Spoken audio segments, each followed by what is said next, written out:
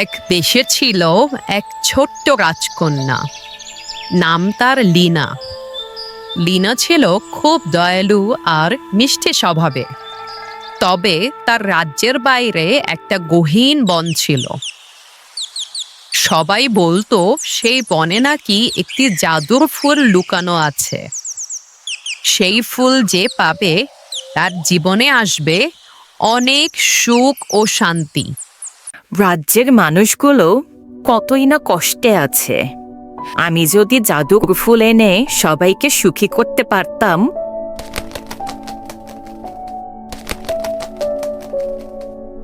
রাজকন্যা, তুমি চাইলে আমি তোমাকে বনের পথ দেখাবো। ঠিক আছে টিকু, তবে আমরা কাল ভোরেই বেরিয়ে পড়ব। এত গহীন বন, আমার খুব ভয় করছে টিকু।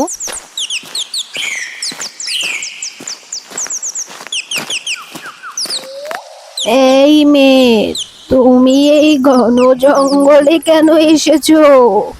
আমি রাজকন্যা লীনা, এসেছি দুঃখের রাজ্য থেকে জাদুর ফুলের সন্ধানে। জাদুর ফুল পেতে চাও?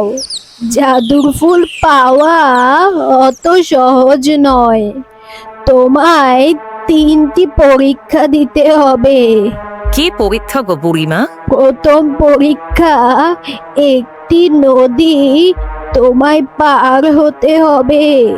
সেখানে কোনো সেতু নেই, কিন্তু নদীতে রয়েছে ভয়ঙ্কর প্রাণী। তুমি বরং আমার ডানায় উঠে পড়ো, আমি তোমায় নিয়ে যাব।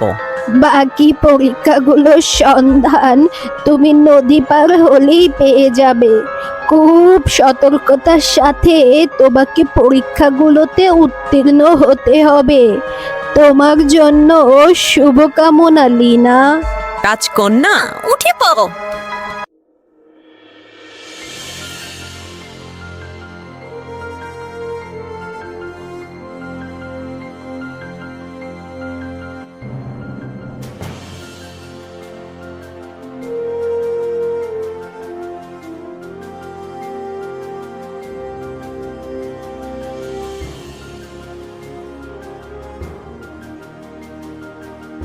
একি, সামনে তো বড় পাথর, আমরা যাব কি করে?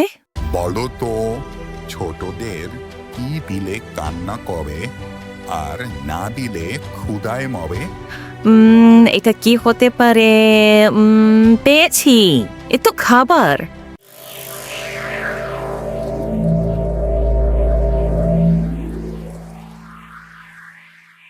চলো টিকু, আমরা সামনে যাই।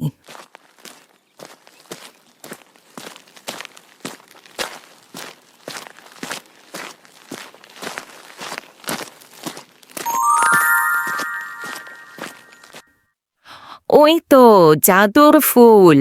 কি মজা, কি মজা, জাদুর ফুল পেয়েছি। তুমি কে? এখানে কেন এসেছো? আমি লীনা, এসেছি দুঃখের রাজ্য থেকে। আমি ওই জাদুর ফুলটি নিতে এসেছি। এই জাদুর ফুল দিয়ে আমি আমার রাজ্যের সকল মানুষের দুঃখ দূর করতে চাই।